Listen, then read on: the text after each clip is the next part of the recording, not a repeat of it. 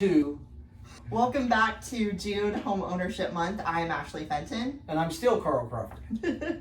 So, Karl, at what point have you actually outgrown your house? And at what point do you just have too much stuff? I think it all boils down to bathroom space. Bathroom space. Absolutely. The Do you have enough bathrooms in your home? Because currently we do not. So this is a big topic at my house. Well, I think that this is a question that a lot of homeowners are asking right now, is do I need to actually move, or is it just about stuff? So when does it make sense to get a bigger house, and when does it make sense to do a remodel? I think that you really got to dig into what your end game is.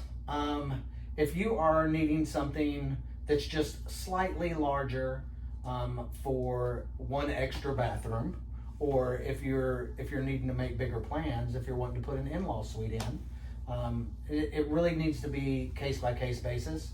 But and it depends on the budget. I mean, it may be a lot more feasible to go and buy a new home and stretch that out over 30 years than it would be to go get a $75,000 or $100,000 home equity loan to be able to add the space that you need. Well, and I think, and correct me if I'm wrong, but we have a lot of areas from a market perspective that are acting a little differently, right? So, Tyler's market is a little different than Longview, is a little different than some of the growth that our rural areas were having during COVID. So some, the same $50,000 budget for a remodel may not get you that same. It may not give you a full remodel. Yes. Yeah. You may be using some less expensive finishes than what you desire. So then what question as a homeowner, or what things really, really then stand out to you where it would be let's remodel versus let's go ahead and move? So I think that it really needs to come down, for me, and for a lot of the clients that we've talked to, I think it really needs to come down to budget. What is it that you are wanting? What is it that you are needing? And making sure that you make the right choice so you don't become house poor. You don't want to buy a new home that's at the tip top of your budget, and with as crazy as taxes are and everything, or insurance, or something unexpected to happen, and then you're house poor and you can no longer afford the house that you have, the house that you've always dreamed about. But then again, you don't want to go and spend all of your equity that's in a current home, adding another room or adding a suite, or an in-law suite. I think brass tacks, it's got to come down to your budget and what you're needing and what you're wanting. So a lot of homeowners kind of struggle with, it starts as a feeling first, right? Like you get overwhelmed by the stuff, or there's a major life transition happening. What other things besides like budget, if you're really just kind of thinking about your current home versus entertaining a new home, are there different stages in your life that you've experienced where you've wanted some things over other things? Absolutely. I think there is. Whether or not you want to be in a neighborhood, or you would prefer to be on a larger tract of land, so you can have your privacy. When starting out, you always want to be in the middle of everything, and you want to be close to all the things that you can do. Whereas you get a little bit older in life and you might want a little bit more privacy. So you go and get a little 5-acre tract or a 10-acre tract and build your house on it.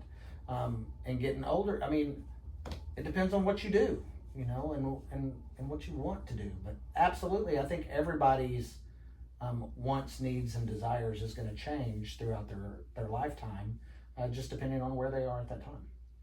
So I know we've talked a lot about like the difference between stuff and square footage and acreage and budget. But what do you think people actually mistake for needing a bigger house? It's definitely the stuff. It's 100% the stuff, because you need a bigger house so you can collect more stuff.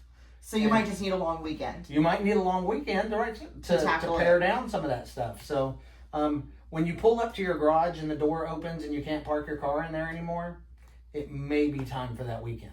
For the long weekend. Yeah, 100%. We have some clients right now that I know that need that long weekend. So before you really would do one of those things, what do you think you would tell homeowners wrestling with that question? So I would tell them really write down their needs and wants. You know, what do you think you need? What do you think that you want? And let's try to find the balance between those things. And as we figure that out, budget will come into play, because what we need and what we want will definitely go towards what we have to make that happen. And then whether or not you're going to get your money back if you update your current home, or if you need to move to a different neighborhood. Do you have the footprint in your current where you currently live to add something? You know, there's a whole lot that goes into it, and I think that you have to break it down from the beginning. I love that. I think that we were just talking about how you were saying it's not really about the square footage necessarily, but you need more, or would like more acreage, more dirt. Yeah. We need more dirt. So yeah, I think that the functionality behind a space too, from my designer perspective, is the reason why some floor plans a buyer can like walk in and immediately feel that overwhelming sense of like this, I belong here, and it can be 200 square feet less than their current home. That's right. I was just thinking 1,800 square feet could feel like 2,000. Yeah. 2,000 could feel like 1,500 if it's laid out poorly. Yeah. So absolutely, functionality is huge. I love that. Well, so before we get scrolling on Zillow and convincing, looking for our new house. Yes, that's right. Make sure that you're solving the right problem first. That's right, 100%. And again, if you guys have other topics you'd like us to continue on our June Homeownership Month, drop them in the comment section. Karl, do you have anything else to add? No, 100%. If you have any questions you want answered, or if you have any topics you would like us to touch on,